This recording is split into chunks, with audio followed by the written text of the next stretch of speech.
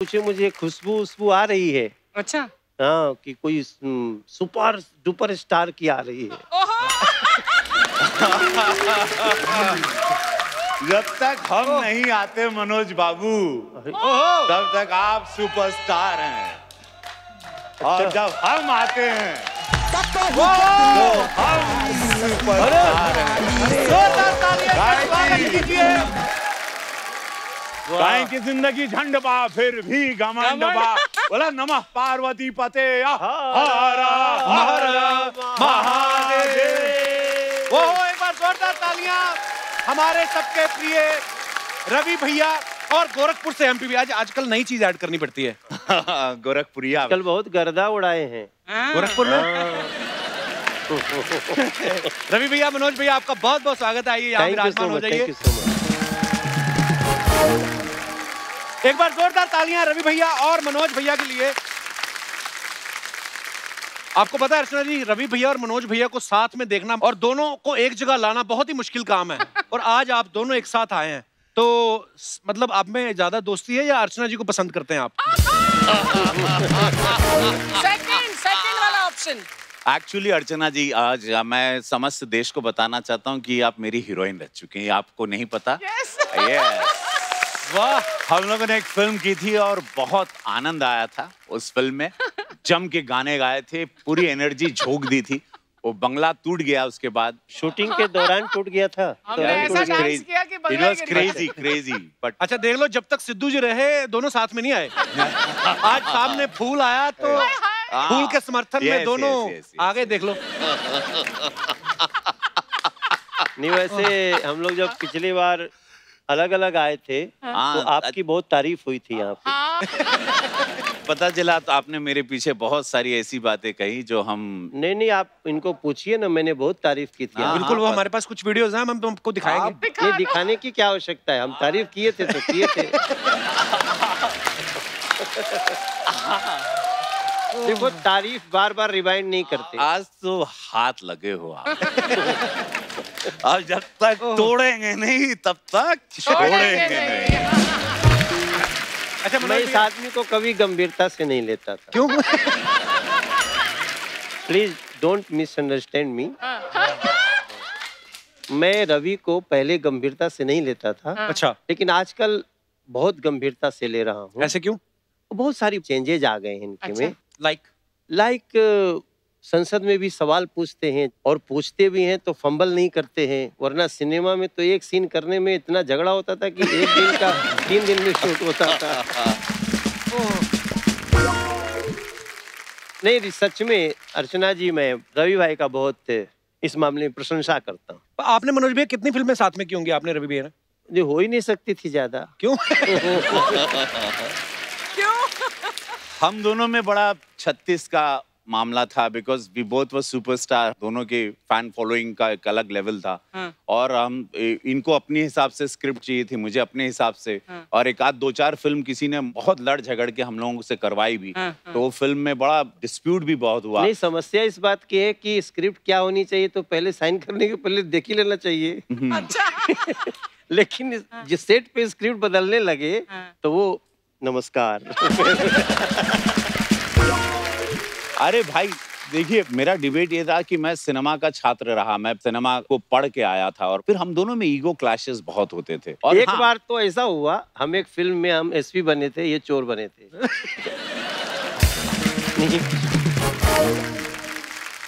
तो एक दिन मैं पकड़ लेता हूँ तो बोलते मैं मारूंगा कि मैं एसपी हूँ। मैंने क्या बोला कि तुम मेरे गांव आए हो, तो मेरे गांव आए हो तो तुम मुझे छू नहीं सकते हो। ये बोलते हैं कि हम तरह के अरेस्ट करें, you are under arrest, you are under arrest, इनके स्टाइल में।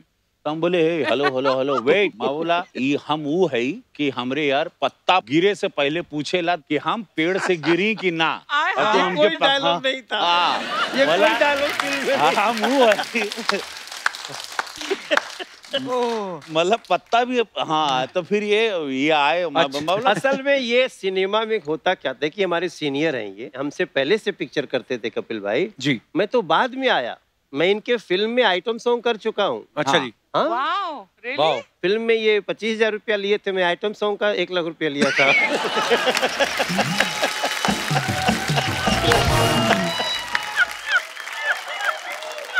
लेकिन जब मैंने फुल फेज फिल्म किया, जो कि सिल्वर जुबली हो गई, तो इन्होंने मुझे बहुत रिस्पेक्ट दिया। ये मुझसे मिलने गेस्ट हाउस में आए। नहीं, तुम्हारी फिल्म आई नहीं थी, आ गई? हाँ, अरे हिट हो चुकी थी। तुम करने वाले थे, ससुराल लग गई थी। जब करने वाले थे तब तुम कहाँ पहचानते थे? तुमको प्यार देखो, मैं तुमको नहीं प्यार तो मैं करता था। ये देखो ठीक बोला इन्होंने, अर्चना जी। हाँ जी। जब हम लोग केवल गाना गाते थे, उस समय सिंगर्स की वैल्यू ज्यादा थी। He was only A star in Bhojpuri cinema, तो ये हम लोगों को समझता ही नहीं था।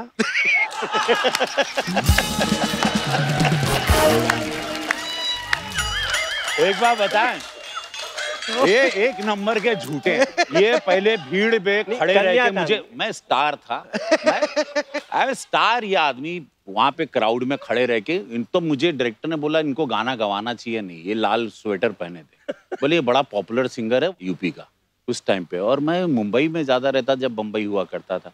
हम बोले हाँ भाई मनोज तिवारी जी, हम नाम सुने हैं, चौकिया माई पे हमारे जौनपुर में गाना गाए थे। तब आए, और मैं भोजपुरी सिनेमा को एक किसान की तरह रौंद में, मैं पैसा लेने के लिए नहीं आया था। मुझे लगा था कि इंडस्ट्री बनाऊंगा, एक अपनी भाषा, अपनी माँ की बोली को। तो मैं पैसे पे अहमियत कभी दिया ही नहीं, क्योंकि भोजपुरी सिनेमा ना कपिल भाई 28 साल का गैप था अर्चना जी, खत्म हो चुका था। Really? अच्छा, हाँ, उस समय हम लोगों की फिल्म सुपर हिट हुई, तो ये तो जरूर उसमें 2-3 फिल्म बना चुके थे। तो वो जो दौर 27-28 साल बाद एकदम से धड़ाक से आया। अमिताभ बच्चन जी हम लोगों के साथ फिल्म करने लगे। वाह। वो मेरे लिए, हम लोगों अच्छा के लिए एक बात क्या बताओ, गंगा पिक्चर का हीरो तो मैं था, अमिताभ बच्चन। आज मैं सरेआम जानना चाहता हूँ और तुम बताओगे, अचानक पिक्चर दी एंड हो गई, फिर मैं एक ऑफिस में फोटो देखता हूँ, तुम्हारा मुंह भी उसमें आ गया। तुम कौन सा राजनीति करके वो पिक्चर में घुस गया और क्या गेम खेला, आज बता दो देश को। नहीं, अब देश में देखिए, फिल्म बन गई, बिकी नहीं रही, तो हम क्या करें? नहीं।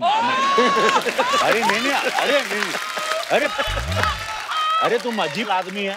अरे अमिताभ बच्चन साहब थे उसमें। अमिताभ बच्चन के साथ कॉम्बिनेशन मनोज तिवारी का नहीं था ना। अच्छा, मुझे तो इस बात की बड़ी खुशी है कि आप दोनों एक ही पार्टी से चुनाव लड़े हो।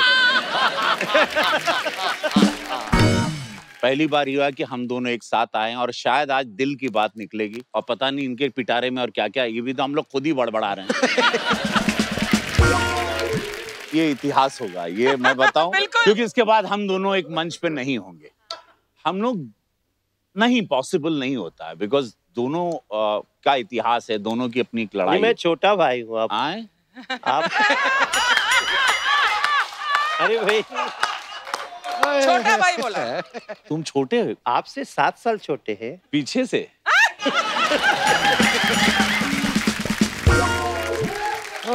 बट ये दोनों के साथ ही याद रहे हाँ। कि मैं इनको भी सुनता हूँ, खुद को भी जानता हूँ। हाँ जी। हम दोनों हाँ। किसी व्यक्ति को स्ट्रगल करके, हाँ। बिना किसी सहारे के हाँ। सुपरस्टार बनते देखा है, तो हम लोग के बगल में बैठे। अरे sir, love you sir, thank you, शुक्रिया। अच्छा, आप सब तो जानते हैं कि मनोज भैया, रवि भैया फिल्में तो करते ही हैं, क्रिकेट भी खेलते हैं और पॉलिटिक्स में भी हैं। अभी बहुत सारे काम आपके मिलते हैं भैया। कोई दूसरा टॉपिक भी है? नहीं, मैं ये बोल रहा हूँ कि इतने गुण तो पति पत्नी के नहीं मिलते जितने आपके मिलते हैं। तो ये सच्ची में आपके ख्यालात और शौक एक जैसे हैं, या एक दूसरे पर नजर रखते हैं कि आप ये कर रहे हैं और मैं भी ये करूंगा?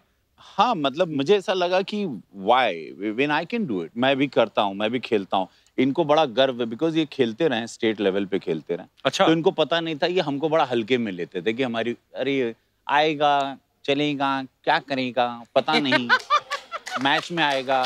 तो ये हमेशा, इनको मालूम ही नहीं था कि मैं गेंदबाज भी हूँ। अच्छा, अंडर एस्टिमेट ये करते रहे। मैंने सुना था आपके शो में मेरे बारे में कुछ बोल के गए थे। वो एक है वीडियो, मैं आपको दिखाऊं? हाँ दिखाओ, वीडियो वो दिखाओ। है एक। जब सीरियल शुरू हो रहा था तो हम लोग पूरी टीम बना रहे थे, तो हमने रवि भैया को फ़ोन किया, रवि किशन जी को। अच्छा जी। भैया टीम बन गई है, हम लोग खेल रहे हैं, और सीसीएल में बात हो गई हमारी। सुनील सर हमको मिल गए थे वहाँ, तो बोले अच्छा बहुत अच्छा, चल तैयारी करते हैं, बैट बॉल सब खरीद लेते हैं। मैं बोला नहीं, वो तो खरीद लिए। बोले कौन? बोले नहीं, वो मनोज भैया खरीद लिए। बोले मैं नहीं खेलूंगा। मैं बोला क्यों क्यों आप क्यों नहीं करेंगे? बोले अगर बॉल बैट उन्होंने खरीदा है, बॉलिंग भी वही करेंगे, बैटिंग भी वही करेंगे। सर एक और हाईलाइट है कि मुझे ये क्या काम देते हैं वहां पे, बोलते तू ना रवि जी के पास बैठ। क्यों? वो क्या है ना, वो बिना बोले उतर जाएगा, तू पकड़ के रखा। नहीं, वो पहले ओवर से ही वो पैड वैड पहन लेता, बोलता है मैं ओपनिंग करने जाऊंगा। और फील्डिंग में भी सोचते हैं चल भाई तू बैटिंग कर ले, कहीं करा देंगे। बोलेगा कि मैं शुरू से फील्डिंग करूंगा। अब कैच उठ गया, अब कैच आया, पकड़ किधर किधर।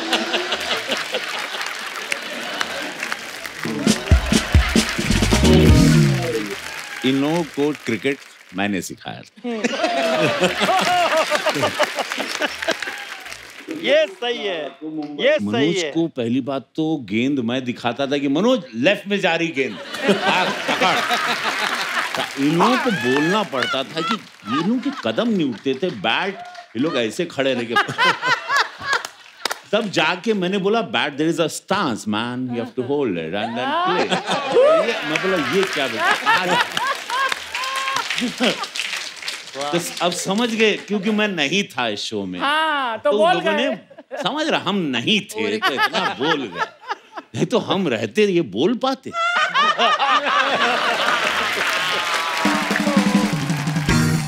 अब क्योंकि आप साहब ने तो इसलिए हम पूछना चाहते थे किसने किसको क्रिकेट सिखाया, क्योंकि एपिसोड अलग अलग हुआ है। अभी तो ये बोले थे कि मैं स्टेट लेवल खेला हूँ। हाँ बट तो क्या उस समय कोच थे हमारे? बट समटाइम यू फॉरगेट, एक शरीर होती है, शरीर में ऐठन हो जाती है। तो मैं फिर stance, I you know very English way, I am English man, English man. ये अपना एकदम यार गंगा जी के पास वाला लिया रे मारी। अर्चना जी ही इज गुड बॉलर। अच्छा, अगर ये उनको बॉल दे दिया हमने मैच में, वो भले 13 वाइड कर दें, लेकिन आप बॉल मार नहीं सकती। रवि भैया, मनोज भैया, भैया लोग आपको जानते हैं एज ए सुपरस्टार्स, आप पॉलिटिक्स में भी हैं, पर हम हैं तो इंसान ही। तो वो आपके फैंस ये जानना चाहते हैं कि ये काम आपने कभी किए हैं या नहीं। आपके फैंस के सवाल हैं कि दूसरा एक फिल्म के कितने पैसे ले रहा है, ये कभी जानने की कोशिश की है? हाँ, इसके अलावा और कुछ जानने की कोशिश नहीं होती थी। सारा झगड़ा तो इसी बात का है। हाँ, कि भाई साइनिंग अमाउंट कितना दे रहे हो, उनको कितना दे रहे हो। अगर एक फिल्म में दोनों हैं तो ये जरूरी रहेगा कि कितना स्टाफ आएगा। वैनिटी वैन बड़ी वाली चाहिए, कोई कमजोरी नहीं है। मतलब वो वैन में अगर एक्स्ट्रा टीवी लग गया तो उधर बवाल, फिर वो वैसे कभी कभी ऐसा होता है कि जो बहुत ज्यादा लेता है ना वो चुप ही रहता है।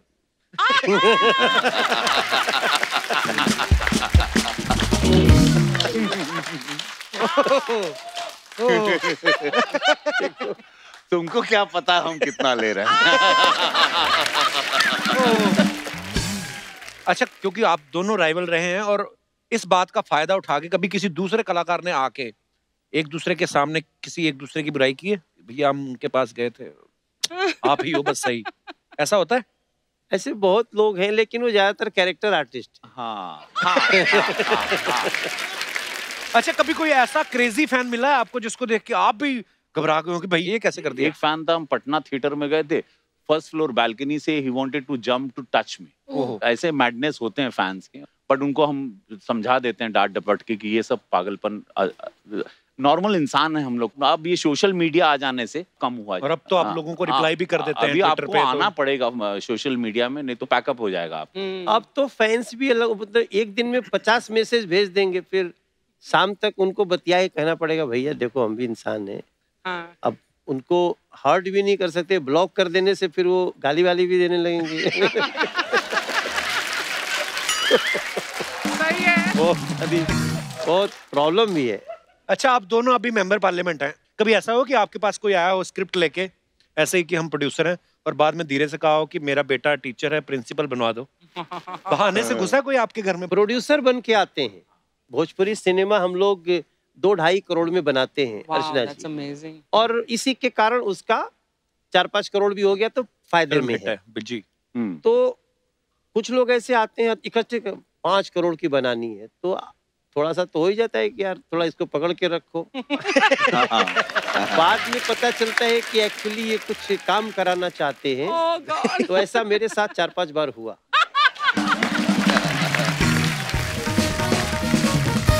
रवि भैया, मनोज भैया, कुछ अफवाहें हैं अफवाहें जो हम आपसे पूछना चाहते हैं।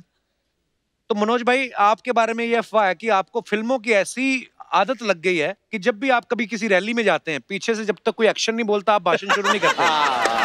तो ये इन्होंने अपने 2-3 लड़के भी रखे हैं, एक स्टार्ट बोलता है, एक साउंड, एक कैमरा, एक्शन। तब ये 4 लड़के अंदर की बात थी, लेकिन आज आपके सामने हम निकल गई तो 4 लड़के इन्होंने रखे हैं कि एक्शन बोलता, तब ये मूड में आते हैं। अगली अफवाह आपके बारे में है। अच्छा। तो अफवाह ये है कि जब आप मनोज भाई के साथ किसी भी पॉलिटिकल फंक्शन में जाते हैं तो वेन्यू में जाने से पहले आप चेक कर लेते हैं कि मनोज जी का कुर्ता आपके कुर्ते से ज्यादा सफेद तो नहीं है। तो ये अफवाह है कि ये सच है? आज जैसे मुझे पता चला कि आज यहाँ एक लाल कुर्सी थी, है तो बोला दोनों भगवा रहे, तो ये पूरा कोशिश हुई और आपके सेटिंग वाले ने दोनों भगवा कुर्सी रखी। धन्यवाद आपको। रवि भाई, ये अफवाह है कि आपने इस बार गोरखपुर से इलेक्शन इसलिए लड़ा क्योंकि 2009 में मनोज भैया वहां से लड़े थे। ये हारे थे और मैं जीता।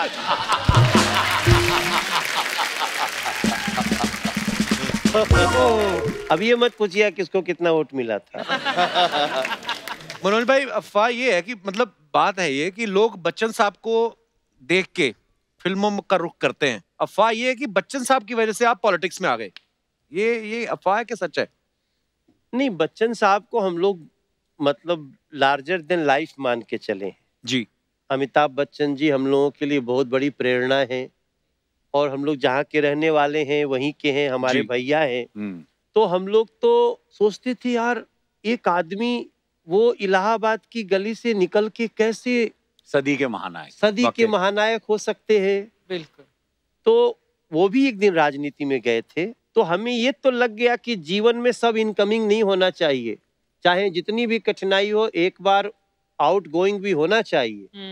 जनता ने बहुत कुछ दिया है, वो मुझको वापस देने की कोशिश कर रहे हैं, तो थोड़ा मोटिवेशन तो मेरा जरूर अमिताभ बच्चन जी से है। क्या बात। रवि भैया, आपको ऐसा लगता है कि आप बार्गेनिंग बड़ी अच्छी कर लेते हैं? बहुत अच्छी।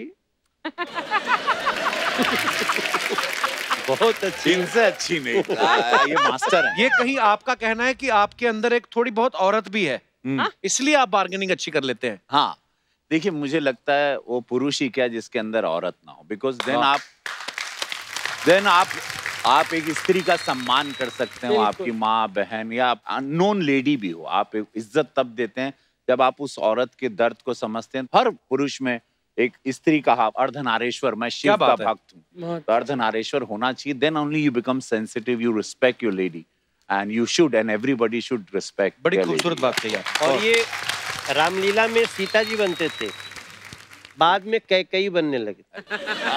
और ये रावण। ओए यार, हमारा दिल करता पता है ये एपिसोड चलता रहे, आप इनकी बातें इतनी मजेदार है, और ये क्या हंसी मजाक में एक दूसरे पे बाण छोड़ रहे हैं ना।